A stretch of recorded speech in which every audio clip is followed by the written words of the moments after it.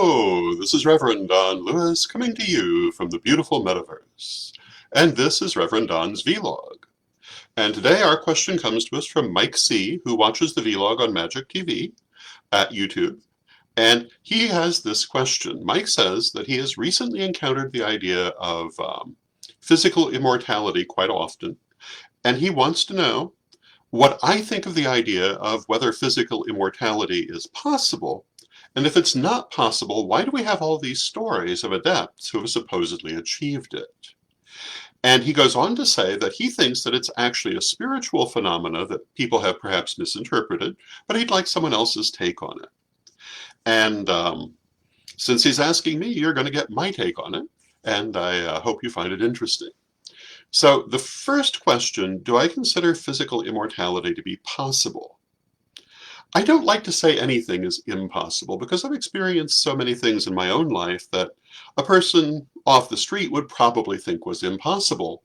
And it just doesn't really seem right to be assuming something is impossible when I know that other people's impossible things have been possible in my life. I try not to be what Marianne Kay likes to call a reality bigot. That is to say, someone who has unusual ideas about reality that they expect to be respected for themselves, but do not respect other people's different unusual beliefs about reality. So I try not to do that. And I try to assume that if someone says they've had an experience, they've really had that experience, unless I have some obvious reason to think otherwise.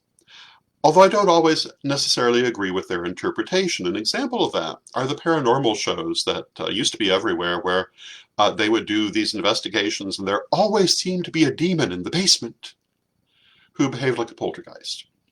And my answer to that is, well, it was a poltergeist.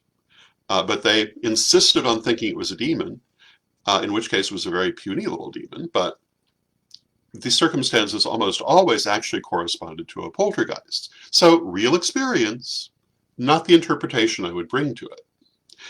With the idea of something like immortality, well, I practice conscious immortality, conscious incarnation, which is a related concept. I also teach it. We have it in our third degree book, which I will show you again. And by the way, people who are waiting for the third degree book, they have been ordered. And for the paperback, they will be in around February 24th and then mailed out. For the hardback, it will be early March. But I believe in conscious immortality and believe that I have direct experience of it. I believe in time magic, which we also teach in that book, and have direct experience of it, but most people would say this couldn't possibly be. Well, it absolutely is in my experience, and so I'm not going to assume that just because I haven't seen something, that it could not be true. Having said that, I have not seen anything that would lead me to believe that someone has achieved physical immortality that I have met. So if you ask me if it's possible, I would say that I cannot say it's impossible, which is kind of like saying, I'm not holding my breath, but I'm not going to rule it out because there are so many stories of it.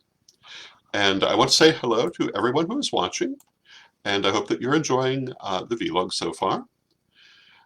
So having said that I do not rule out the possibility, but I'm not holding my breath for the probability, we then have that question, why are there so many stories about this? And I have a couple of answers for that, a couple of very direct answers for that. And the first one, of course, is wish fulfillment. Many people feel they would like to have physical immortality, and it gives them comfort to believe people have achieved it. So that's one source of some of those stories. Another one is ancestor veneration. In most societies that venerate ancestors, and I come from a family that venerates ancestors, the belief is that the ancestors stay with you for a very long time. In certain cultures, they're connected to their tomb or another physical location. In other cultures, they're not necessarily. But this is a kind of spiritual immortality, which could certainly give rise to the idea that perhaps it could also be done physically. But the third thing I'm going to mention, I think, is the actual source of most of those stories of adepts who have achieved immortality. And this comes out of Buddhism particularly. I don't know if it's exclusively, but I've only heard of it in connection with Buddhism. But there is a practice of self-mummification in Buddhism. Um, and it has been a fairly widespread practice among ascetic monks historically, and there have been thousands of these self-mummified bodies that have existed, and in fact hundreds, if not thousands of them were destroyed in the 20th century during communist revolutions because they were seen as a symbol of the old regimes. The idea behind this was that the monks who were, as we would say, self-mummifying, they believed that they were merely going into a very deep trance, and they and others believed that they were still alive in this very deep trance for centuries. And there are still people, you'll still hear this, it is still a thing. The idea that this ancient mummified monk is actually alive, but moving so slowly that no one can detect anything. And my answer to that is that I would say that no, they in fact did die, but their spirit may still be very much connected to that body because that was their intent, that is what they worked for. And what they would do is they would practice this with the intention of becoming a guardian for a location such as a temple or a physical area, and would then serve in this capacity as a spirit. And the most extreme form of the practice involved several years of eating a very restricted diet of things like pine nuts and resins and other things that eliminated a lot of the things that cause decay in the body, ultimately pretty much everything that causes decay in the body. And they would practice it in an area with the kind of climatic conditions that would tend to preserve a body, high in the mountains, for example. And many of these bodies, in fact, were so well preserved that if you were raised with the belief, you could be excused for thinking they were still alive because they look it. Others do not. It depends on the one.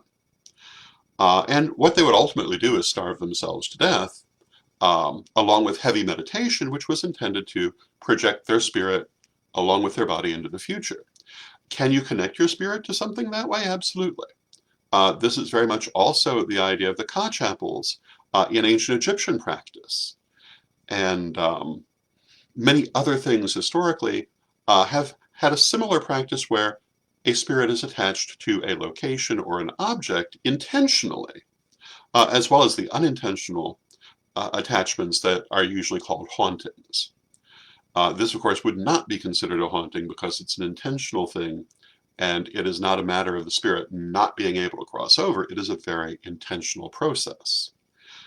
I think that's probably the primary origin of a lot of the mythology of adepts achieving immortality, because the members of those branches of Buddhism that practice this absolutely believed that they had achieved immortality in this way.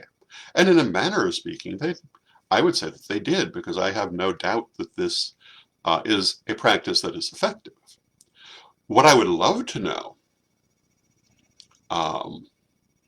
is whether the destruction of the body, as happened quite a bit in the 20th century, caused the spirit then to move on, or if it simply attached to something else in order to maintain its duty. That I'm not sure how to really learn about, short of actually going to these places, which perhaps I will do one day, who knows. But if anyone has ideas on that, I would love to hear them. So I think that's a lot of the origin of these stories, but not all of it. The other things I mentioned as well, together with the fact that, again, I'm not going to say that it isn't possible that anyone may have achieved physical immortality in some way. I just haven't seen it, or anything that would cause me to have any understanding of how they might have done such a thing. So those are my thoughts on the matter. And if you like the vlog, please feel free to like, subscribe, or share according to the platform you're watching it on. Thank you for watching, and until next time, may you blessed be.